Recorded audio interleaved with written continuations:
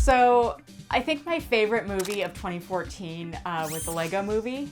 I mean, it's a movie that works for all occasions. It's funny, it's heartfelt, it's family friendly, it's at least as importantly, it's grown-up friendly. No matter how old you are, you're going to honestly laugh at some joke at some point in the movie, and if you're over the age of 10, you're probably actually going to laugh at more of them. The animation is up to the standards of any of the big animation studios these days, but it's also just so Lego looking.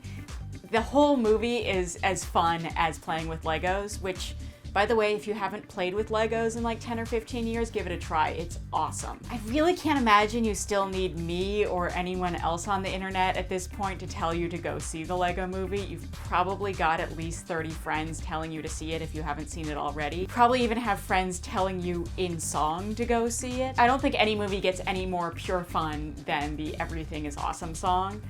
But I also very much enjoy the point where Emmett sees Wildstyle for the first time. It's a perfect example of a kid joke meets an adult joke. The kids like that he goes, The adults like it because they kind of remember that point in high school where that happened to them. Favorite cameo and spoilers or something was when they actually did manage to Lego Star Wars in the Lego Movie. Those of us who are grown-ups and know how studio systems work, we're pretty sure that you weren't going to get to see the Disney-owned Star Wars characters in the Warner Brothers produced Lego Movie, but it can happen, people. Miracles happen.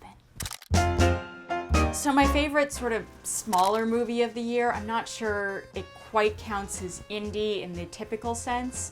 I'm gonna stick with the animation theme and go with the Boxtrolls. It's hard to make a truly independent animated movie because they're large time and distribution commitments, but I really like that the animation studio Laika that also did Paranorman and Coraline is sort of keeping it their own style and yet still telling stories that I think appeal to a wide audience, but still in a slightly off-kilter sort of way. I don't know if Boxtrolls is necessarily my favorite of their work, but it's definitely worth checking out just because it's this animated movie that it's less for kids and more for everyone, but it's even grosser than the Lego Movie at some points.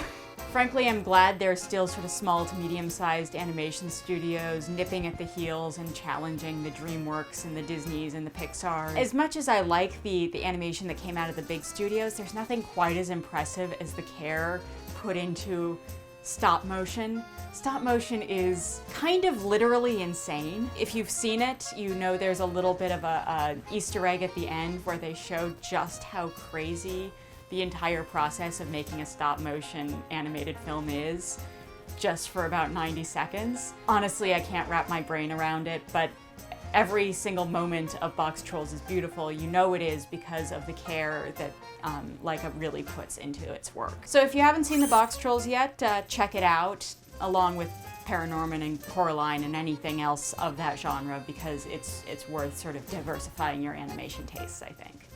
So if you've seen the Lego Movie or the Boxtrolls, let me know what you thought in the comments below. Were they your favorite of the year? Were they your favorite animation of the year? What was your favorite movie of the year? Let me know down below. Remember to like and subscribe and come back next time for more movie news, more movie talk, more movie chatter on CineFix Now.